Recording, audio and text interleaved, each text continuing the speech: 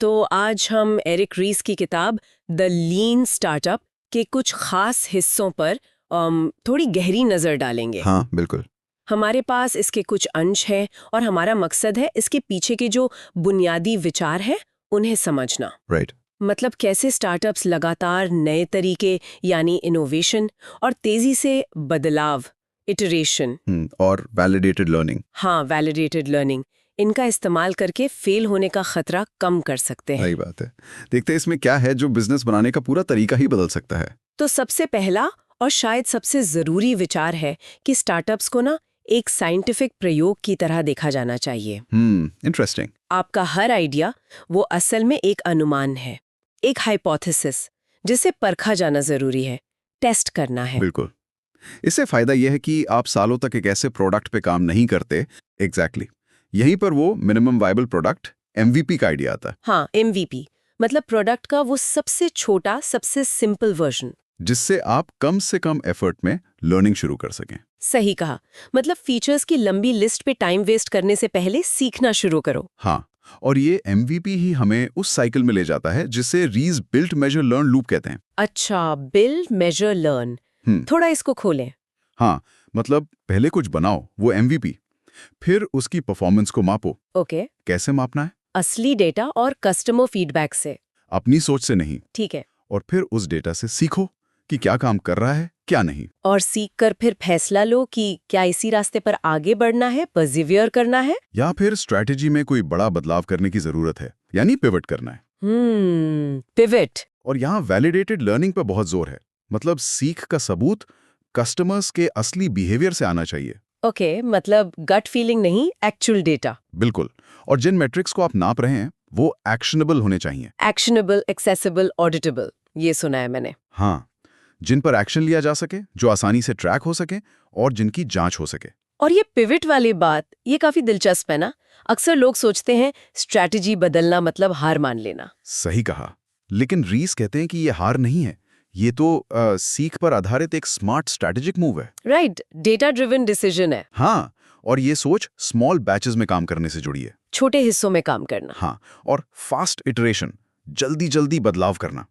छोटे बैचेस से गलतियां जल्दी पकड़ में आती हैं, वेस्ट कम होता है। अच्छा, ओके। और तेजी से इटरेट करने से आप मार्केट के हिसाब से जल्दी सीख और बदल सकते हैं। स्पीड बढ़ जाती है लर्निंग की। कॉन्सेप्ट्स जैसे कंटिन्यूअस डिप्लॉयमेंट, सॉफ्टवेयर अपडेट्स लगातार जारी करना, और स्प्लिट टेस्टिंग या ए/बी टेस्टिंग जिसे कहते हैं। हाँ, ये देखने के लिए कि दो में से कौन सा वर्जन बेहतर काम कर रहा है। ये सब इसी का हिस्सा है। बिल्कुल। लेकिन फिर सवाल उठता है कि आप इतनी तेजी से बिल्ड मेजर लर्न साइकिल चला रहे हैं, तो ये कैसे पता चलेगा कि आपकी लर्निंग सही दिशा में है, प्रोग्रेस हो भी रही है या नहीं? हाँ, ये तो वैलिड पॉइंट है। यहीं इनोवेशन अकाउंटिंग का रोल आता है। इनोवेशन अकाउंटिंग, ये क्या चीज है? ये एक अलग तरह का हिसाब किताब है स्टार्टअप्स के लिए, जहां बहुत अनसर्टेनिटी होती है ना। ये ट्रेडिशनल अकाउंटिंग से अलग है। ये दिखाता है कि आपके प्रोडक्ट डेवलपमेंट के प्रयास असली प्रगति मतलब रियल प्रोग्रेस ला रहे हैं या नहीं। माइलस्टोन्स डिफाइन करना, उन्हें मेजर करना। ओके, तो ये प्रोग्रेस ट्रैक करने का फ्रेमवर्क है अनिश्चितता में। सही समझा। और अगर इसको बड़े फ्रेम में देखें तो मकसद सिर्फ तेजी से नंबर्स बढ़ाना यानी ग्रोथ नहीं है। तो फिर क्या है? एक ऐसा टिकाऊ बिजनेस बनाना, सस्टेनेबल बिजनेस, जो कस्टमर की सच्ची जरूरतों को पूरा करे और लंबे समय तक वैल्यू क्रिएट करे। सस्टेनेबल बिजनेस, जी। ये इम्पोर्टेंट है। तो इस सब का निचोड़ क्या निकलता है लिसनर्स के लिए? कुछ खास बातें? हाँ जरूर। शायद पहली बात, परफेक्ट प्रोडक्ट का इंतजार मत करो, जल्दी मार्केट में उतरो। बिल्कुल। Launch early, launch often. और कस्टमर्स से सीखो और बेहतर करते जाओ। हमेशा वो बुनियादी सवाल पूछो, क्या हम कुछ ऐसा बना रहे हैं जो लोगों को वाकई चाहिए? सही। और मेट्रिक्स पर ध्यान दो जो असलियत बताते हैं, जैसे कस्टमर रिटेंशन, कन्वर्जन रेट्स। हाँ, ना कि सिर्फ वो जो देखने में अच्छे लगते हैं, वैनिटी मेट्रिक्स, जैसे ऐप डाउनलोड्स या सोशल मीडिया लाइक्स। एग्जैक्टली। उनका मतलब हमेशा बिजनेस सक्सेस नहीं होता। और शुरू से ही असली कस्टमर से जुड़ो ताकि आपके अनुमान, आपके अजम्पशंस वैलिडेट हो सके। राइट। तो जो सबसे बड़ी सीख यहाँ मिलती है वो शायद ये है कि रफ्तार जरूरी है, लेकिन अनुमान लगाने से कहीं बेहतर और तेज है सीखना। सही। एंटरप्रेन्योरशिप सिर्फ चीजें बनाने का नाम नहीं है, ये लगातार ये सीखने का नाम है कि क्या काम करता है क्या नहीं। इसलिए असफलता से डरने की जरूरत नहीं है अगर आप उसे सीख ले रहे हैं।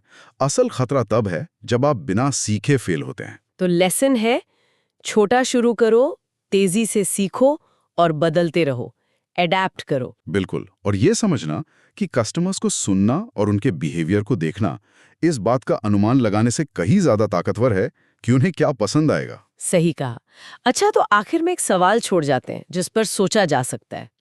अगर स्टार्टअप एक प्रयोग है और उसमें ये बिल्ड, मेजर, लर्न इतना कारगर है, तो क्या हम अपनी जिंदगी के दूसरे बड़े फैसलों में भी इस अप्रोच को यूज कर सकते हैं? जैसे करियर बदलना हो, कोई नई स्किल सीखनी हो, मतलब छोटे मैनेजेबल कदम उठाना, उनके असर को देखना और फिर उस सीख के आधार पर अपना अगला कदम तय करना, बिना किसी बड़े नुकसान का रिस्क लिए। हाँ, शायद इसमें भी कोई सीख छिपी है। ये सोचने लायक बात है। बिल्कुल।